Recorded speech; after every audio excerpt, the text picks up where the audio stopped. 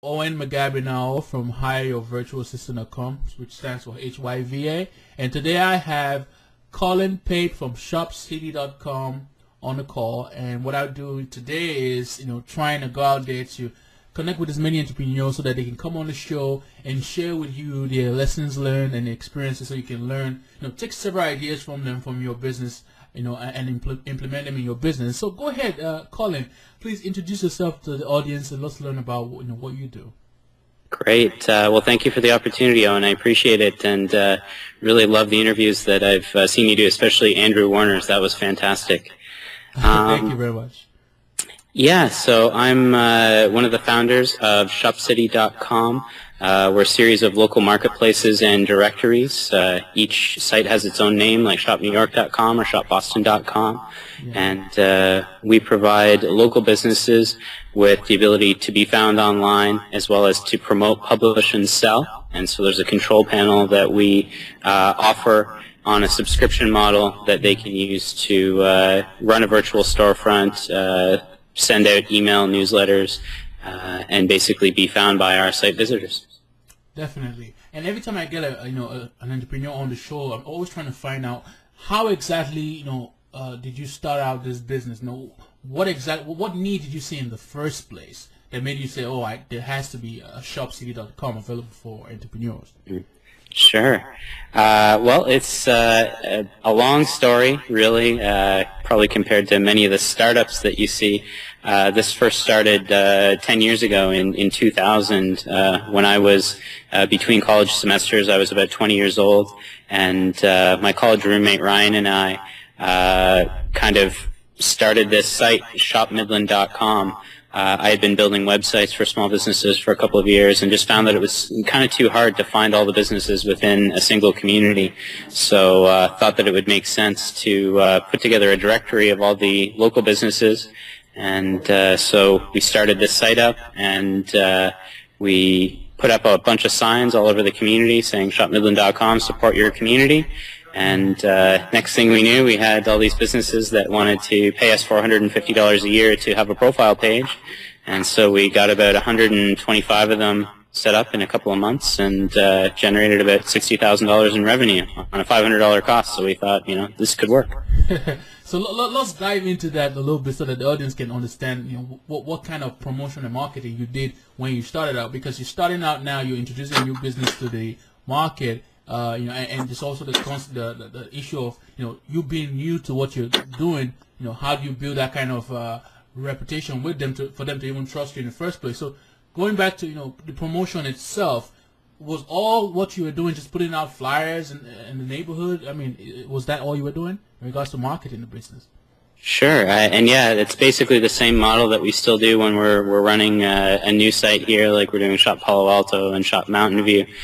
Basically, the first thing that we do, we connect with the local authorities, and that's kind of for us the importance of the domain name. It matches the campaigns that they're already doing, so it makes it a lot easier. If they're already doing a Shop Mountain View campaign, having shopmountainview.com, it basically is kind of a shoo-in. So. Yeah. We basically partner up with the chambers of commerce, the city governments, and the people who are already established, and we basically provide them with a way to add value to what they're doing. And so then we kind of get their backing, and we can go into a local business and say, we're here on behalf of the chamber and the city, we're running a Shop Mountain View campaign. And then really the marketing that we do is kind of to support that and exactly get the repetitions out there. So we're still doing lots of signs and window stickers and fairly low-tech guerrilla marketing for the most part. I like that because sometimes we get all this information about new technology and all different things you can do.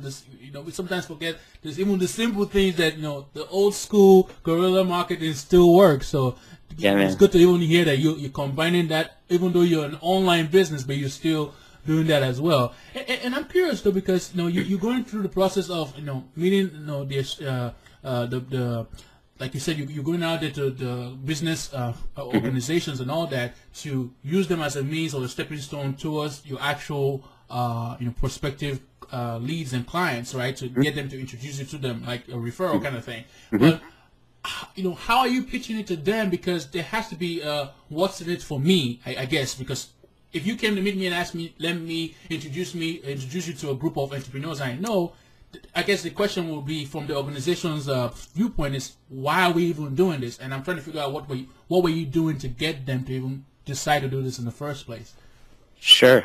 Well, in the very first case, with Shop Midland, it was strictly, we were providing them with a platform that they really just didn't have at all at the time. None of them really had websites. So that was, quite a while ago. So things have changed at this point. Now what we do is a residual rev share. So because we've got a subscription model, we basically go to them and we offer them the ability to partner up.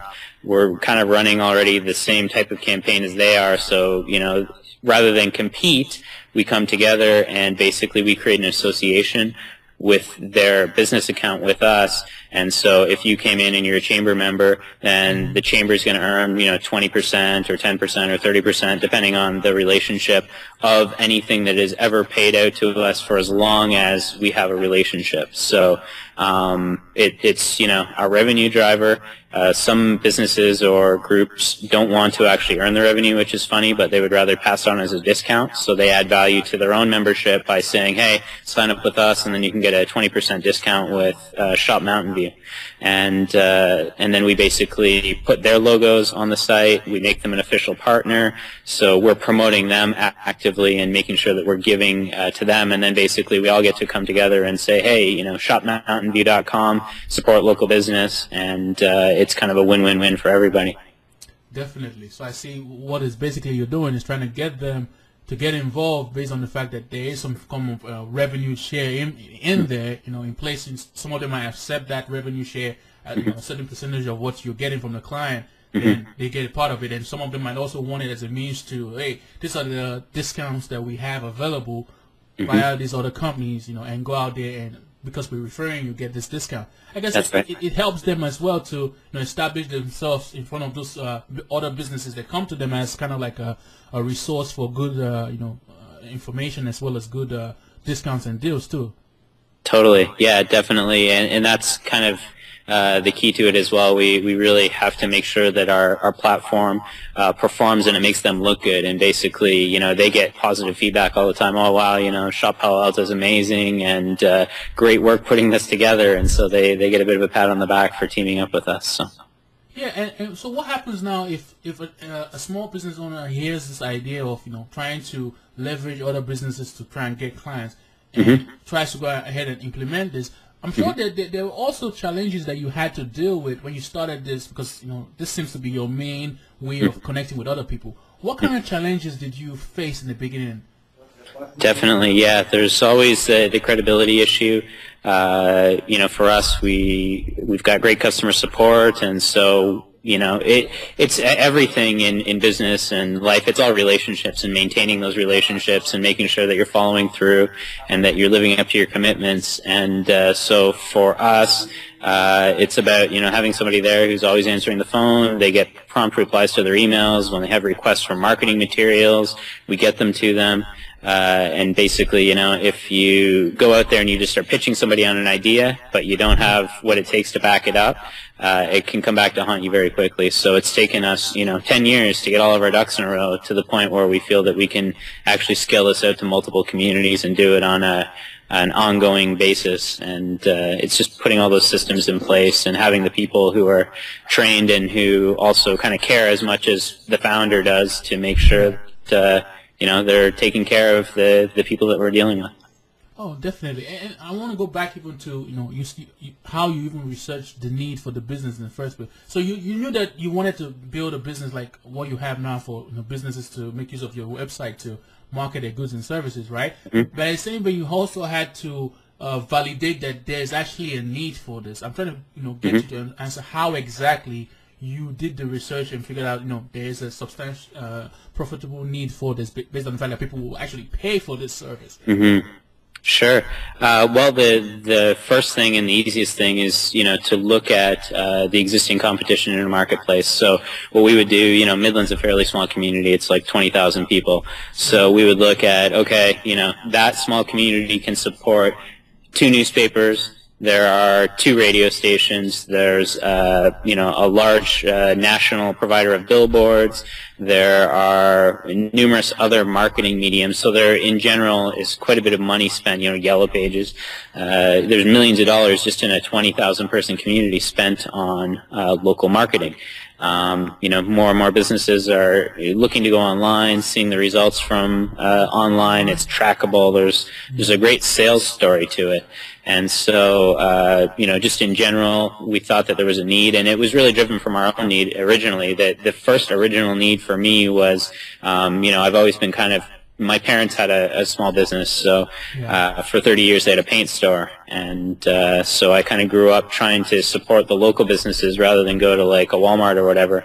And so there was one day where this was again back a number of years, I needed special batteries for my digital camera, and I wanted to know if the local electronics shop carried them and if they would be open at the time I needed them. I needed them first thing Sunday morning. Yeah. And I called, didn't get any information on their answering machine. They were closed. It was after hours, and I ended up going to this big box store to spend $40 on batteries. And then, only later did I find out, they had them, and they were open. And I thought, oh man, if I would have known that, if I could have found that out online, then I would have given them the business. And so it kind of started from a need, but then really kind of the second thing from our end of it, what we did with our control panel, because we didn't want to just give businesses kind of advertising value. Yeah. We wanted to give them actual kind of functional value as well, and that was based on us doing web development and hosting. And all of the businesses that were coming to us, so we had never done any advertising, it was all just word of mouth. And the businesses came in and they always wanted to sell online, have an event calendar, publish photos, edit their content pages, and, just the few kind of common things. We basically built up our control panel around, again, kind of a need that, hey, if we make it so that businesses can edit all of their own websites with this tool using the back end, then they're going to have some value regardless. We know there's demand. They're willing to pay $3,000, $4,000, $5,000, $6,000 for a custom website. They can update themselves. So let's figure out how to scale this out, make it more efficient for them and more cost effective. Definitely. So I see that you guys are focused more on the local scale type of marketing on the internet. Mm-hmm. And I'm trying to figure out also myself, how is this even really different from the general internet marketing? Comparing local to general internet marketing. It's all the same for sure. It's link building, it's capturing emails, doing email marketing, landing pages, squeeze pages. It's all basically the same. What we've kind of built is a bit of a platform so that each individual member of our community can do that for themselves. But on a whole, it's all the same thing. It's copywriting. There's really, so many things that apply to any kind of internet marketing. With us, it just happens to be that our content is, advertising, which is called directional media, basically, which we found was, kind of the place to be. Your content is advertising. So we actually don't have any ads. There's no banners. We don't do any AdSense. There's nothing like that because for us, the actual advertising and content are the same, and so we just did it on a subscription model. But anywhere where you can basically kind of become an authority in a niche or in a vertical and basically set up some kind of a directory or some type of way that you can be promoting member businesses, there is an opportunity certainly to monetize that with a subscription membership model. Definitely, and so with the I'm trying to also dive into how is the local marketing thing, what sets it apart so that if someone is searching for a specific service on maybe a specific good or service that's being produced in their local area, how can small business owners who have that local mom and pop shops, what can they even do on their own to even try and pop up on the search engines on the local scale? Gotcha. Sure, yeah, definitely lots they can do.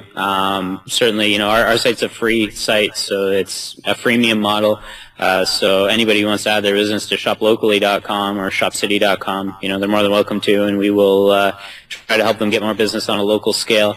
Optimizing your content, the one thing that, I see most often where there's just so much value to be captured is properly structuring your meta titles on your pages, so ensuring that your title tag has something unique on each individual page for one thing, but that it also has, the geographic information associated with it. So it's not just a business name or a title tag that says home.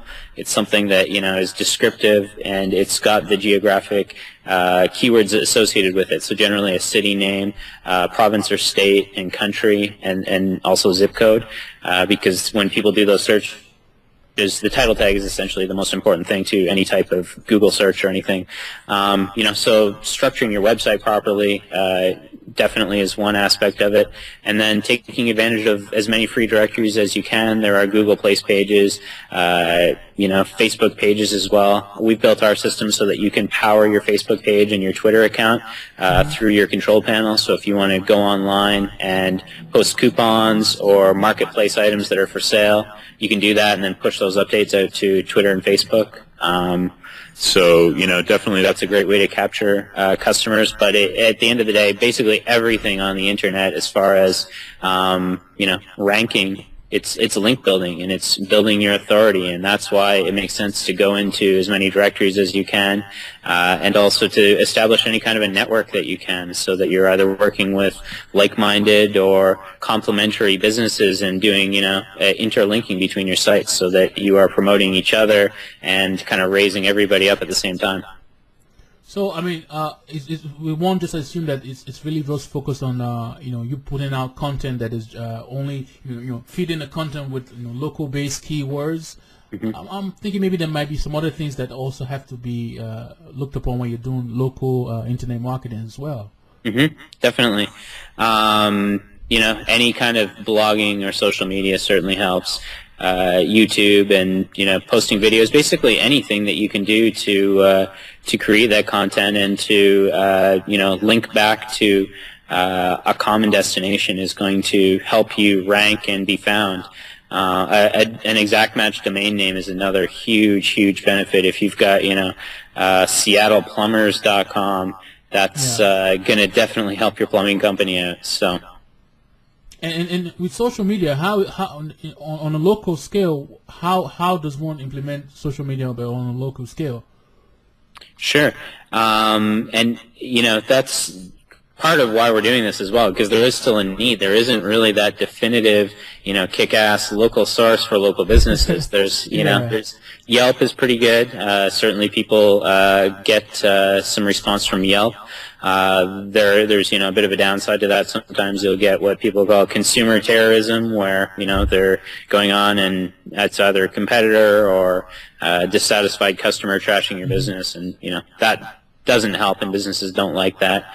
But basically, it's participating. It's just like anything. The more value that you add, the more you will receive in return. And so if you can use social media effectively, it's great to, put up a page and just, blast out your offers and, do that kind of thing.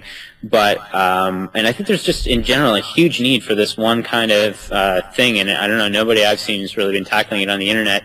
Kind of like a promoter planner. So somebody who will basically recognize what's awesome that's going on in their community or in their social circle and actively promote other people, like what you're doing. Actually, you would be doing, the exact thing that needs to be done. It's telling people stories, helping them tell their stories, and spreading the word of cool stuff that's going on. And so, at the same time that it's great to be on the receiving end of that, to be on the giving end of it, right now, you and I have a connection, you and Andrew Warner now have a connection. That guy's like connected, man. Like everybody knows Andrew Warner, and you did the interview. So definitely, and I see what you're saying. I can even see it more like on a local scale. Say if you have a business, that what kind of example I can use now? You basically find businesses that maybe not in the same field as yours, but kind of adjacent to it, and maybe find a way to promote what they are doing, because obviously if someone else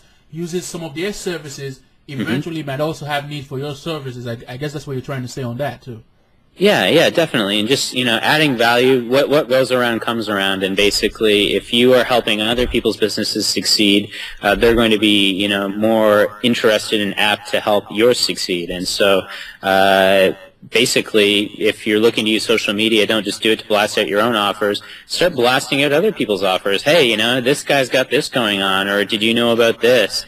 Like in Midland, the community where I'm at, I've noticed a couple of local gyms have come together. There's some guy who's got a disease of some sort, and he needs to, go elsewhere to get treatment, and it's costing a lot of money. And like 3 or 4 of the area gyms, like CrossFit gyms and, more health and fitness clubs, have joined together, and they're helping to put on a benefit to, raise money for this guy.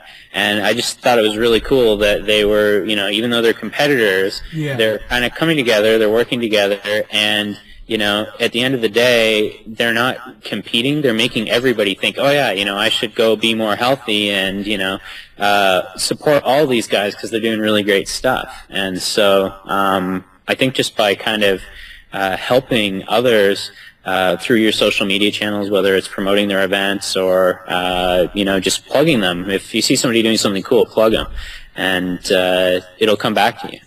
Definitely. And I see that a lot of this for local-based marketing, you have a lot of this location tools that like Foursquare and all that do a lot of check-in. Yep. How exactly do you think that, as entrepreneurs who might have businesses that are local, mom and pop shop, how can they even use some of those kind of tools? I mean, what ideas you have on that? Definitely, yeah. It's an interesting new marketing tool that's now available at no cost. I think it's something. I think businesses should take advantage of everything that they've got available to them.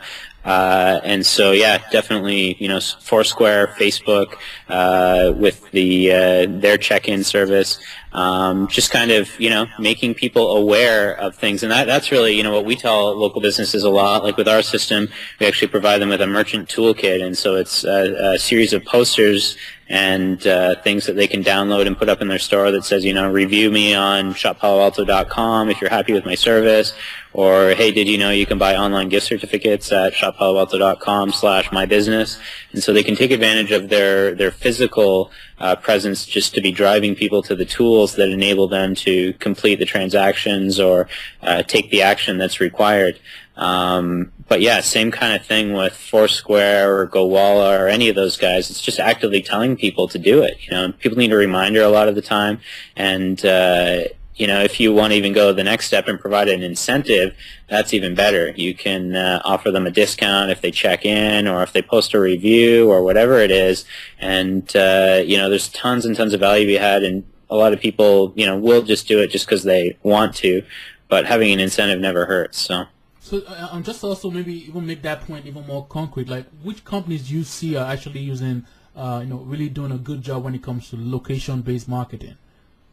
It's kind of interesting. It depends. A lot of it's which city are you in? Maryland. Maryland. Okay. So depending on the size of the community, I think there's a bigger online community. Obviously, some places, it's just almost irrelevant because there aren't really enough users, with like Foursquare or something. Facebook would probably be the one that would be, the most relevant to every business because they've got so many people online. They really do have critical mass. Yeah. So starting to take advantage of that, I would say, would be where I would go just in general.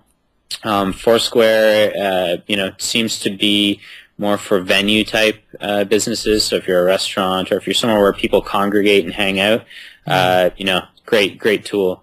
And they're kind of designed for that. And it's the same with Yelp. They've got a certain demographic that, man, like those people are active, and you will definitely benefit from it. For just any business in general, Facebook, and hopefully in the next little while it'll be Shop City as well. Definitely. And also with I see a lot of these websites that do reviews of products, like kind of like Yelp and all that they do reviews of service on a local scale. But like some entrepreneurs might be like, I don't want people. Maybe they might not even be all too happy about having people going on there to review their website because, like you said, maybe some people might go on there and see all sorts of negative things on review. So how can one even deal with those kind of challenges? Because I'm sure that by people going on there and commenting, reviewing the website, it also brings traffic too. But how do you deal with that challenge of actually taking that step? For sure. And with our system, what we basically did, we set it up so that if there's ever a bad review, if it's 3 stars or less, it will go to the business first. They've got 72 hours to basically respond to it, and then the person who posted the review can either edit it and change it, or delete it, or let it stand and then post it publicly. But a lot of these sites don't have that capability yet, and so you really do have to. And this is just a good general business practice. You never know who you're dealing with, and you never know what they have to offer or can take away from you. And so you've really got to treat everybody like your best customer. And if you're doing that, that's really ultimately the best that you can do. But if you do run into a bad review, the worst thing that you can do. I saw one. I forget what kind of business it was. It was like a pizza place or something, and it was like unreal. It was in San Francisco, and this person ended up like getting into a big, confrontation with the person who posted a bad review, to the point where they actually got into a physical fight. Somebody got pushed down a set of stairs, like crazy. Wow. So, you don't want to fight back. It's just like, anything, and yeah, the customer isn't always right, but you got to weigh, sometimes how much is it really going to cost me to just admit that it's my responsibility and I've got to fix it. And if it's a cost that you can bear, it sucks on your ego sometimes, but it's generally the right thing to do for your business. Just, oh, I'm so sorry, we had a bad day, whatever it was, don't put it back on them and say, oh, we had a bad day, or whatever, and make it still the consumer's fault. At that point, you're losing twice. You got to, take responsibility. Oh, I'm really sorry. We screwed up. What can I do to make this better? Can I offer you a discount or a gift certificate, or what can I do? And in a lot of cases, even just saying that will make the person change their tune pretty quickly, whether or not you even have to give a discount or a gift certificate. So it's just handling it gracefully and trying to learn from it and seeing if there is some truth in there, and maybe you do need to improve your business.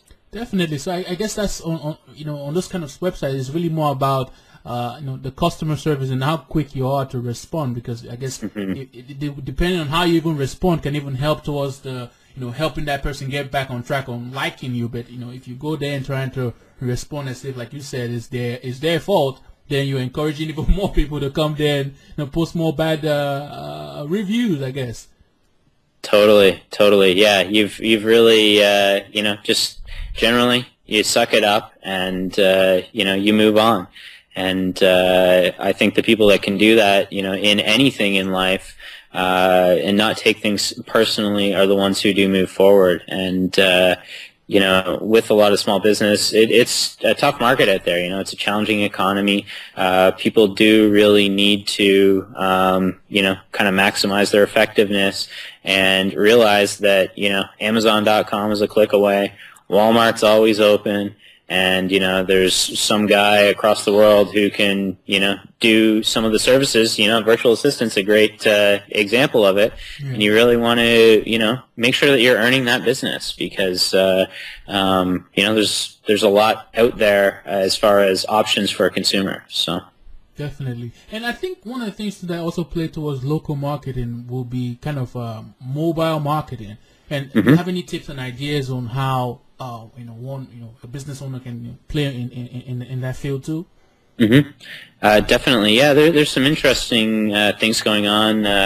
Depending on the scale and type of your business, we have seen that a lot of the kind of mobile promotions where you'll like text a code to a number or something like that are pretty effective, and the barrier to doing it's pretty low. Everybody's sending SMS messages, so it's not like it's out of character or difficult for anybody to do. It really kind of depends on the business and depends on the business owner. I think that mobile has huge potential. The biggest thing that I can see is every business should have for their own website a mobile optimized version. If you've got something that to text that you're on an iPhone or you're on an Android browser, and you can give them a nice, quick, clean interface rather than giving them some Flash beast that won't play or has to download. That's like the worst thing you can do. And then you can start to experiment with some of the more advanced stuff. I don't know of any like super success stories kind of with local businesses. I know with national businesses, and they've got the scale and the marketing muscle to really push some of these promotions out. They get some pretty good response. But as far as local business goes, I think the biggest thing is just making it so that you can be found when people are doing mobile searches. We just partnered with a company called Retailigence, and this is more for like retailers. But it's a plug-in that goes into your point-of-sale system. So if you have inventory, it will automatically capture your inventory information. It sends it to their servers. They add some additional information to it where they can. They will sync up with certain manufacturer databases, pull photos, pull rich descriptions, and then basically push that information out through an API to sites like ours and to other mobile shopping sites. So you don't even have to do anything, and all of your content and your inventory can now be found by mobile searchers. So, those to me are some of the more effective things because they're fairly passive. You don't need to do a lot, and there is certainly a demand. As far as doing promotions at this point, it's kind of hit and miss. Okay. Yeah, so when it comes back to, basically online local, I guess what my takeaway from that really is, trying to make sure that you're seeding your content out there with as much local based keywords as much as possible, and then if there are people within maybe adjacent to what kind of business you are in, trying to promote them as much as possible so that indirectly you would also get the buzz as well, of people needing your services as well. Are there any things that you think that we've not even been able to cover yet based on local marketing too as well?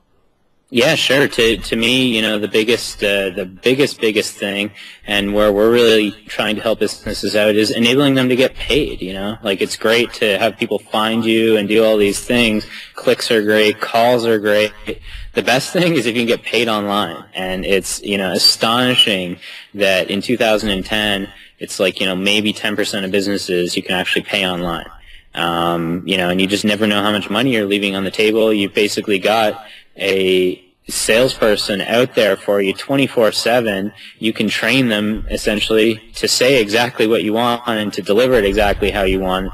So there's a great opportunity to actually conduct commerce, but just getting paid. And for a lot of local businesses, it's a little bit different with some of the more e-commerce oriented stuff where they're selling to a global market. But for a lot of local businesses, like can you go onto a plumber's website and pay your bill? Or can you go onto a contractor site and pay your bill? Most of them no. And, it's a huge opportunity. And so we're using PayPal primarily, and we've got basically our own system to help them generate invoices and to put their standardized products and services out online, and also to sell gift certificates, which is huge. That's the whole Groupon model, basically. Yeah. But, there's a really big opportunity to actually start generating revenue online by accepting payments. And it's so easy and it costs you nothing. So, there's no reason why every business shouldn't have the ability to be paid online. And why is that, though? Like, you would think that, because we've been, the internet has been around for such a long time that, people would get it to the point where most businesses have, the ability for them to accept payments, whatever, online. So, why from your point of view is that challenge there for most businesses don't even have that? I'm curious. Yeah, well, it's weird. It's like one of the easiest things you can do. Like you fill out a PayPal form. I think it's just a lot of business owners are still they're a little bit older. They weren't super comfortable. It did used to be a major pain in the ass going and getting a merchant account, and you got to pay $50 a month. You got to go through all these security checks, and like that was what we did when we first started processing online. But with PayPal, it's so easy. It's you fill out a form, and then they make 2 deposits into your bank account, and then you go in and you verify it. And when we will walk a business through doing it, they've got kind of this big barrier up, and they're kind of nervous, and they don't really know what's going to happen, and they don't know if somebody's going to be able to get into their bank account or their credit card. And when you explain it to them, you say, oh, no, it's real simple. You have no security concerns. It's the same as dealing with Visa or MasterCard. You don't have to really worry about much. and it's literally, you fill out like 2 forms. It will take you 5 minutes, and they're just blown away, and they start getting all excited.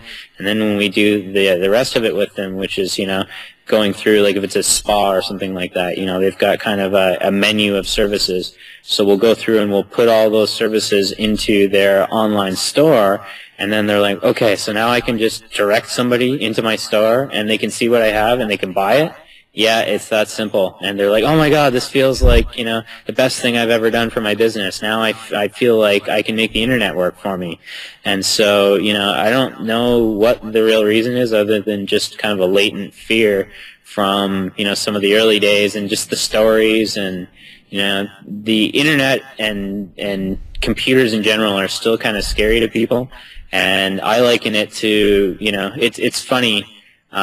Like when you're a kid, or at least for me when I was a kid, like Austria and Australia, I had a really hard time. I thought they were related somehow, you know? Pennsylvania and Transylvania, I thought there was some kind of relation there because they sound the same. And it's kind of the same thing with computers. There's all these terms and they sound kind of the same, and they just end up being confusing unless you really get into them and know and take the time to figure out what each thing is.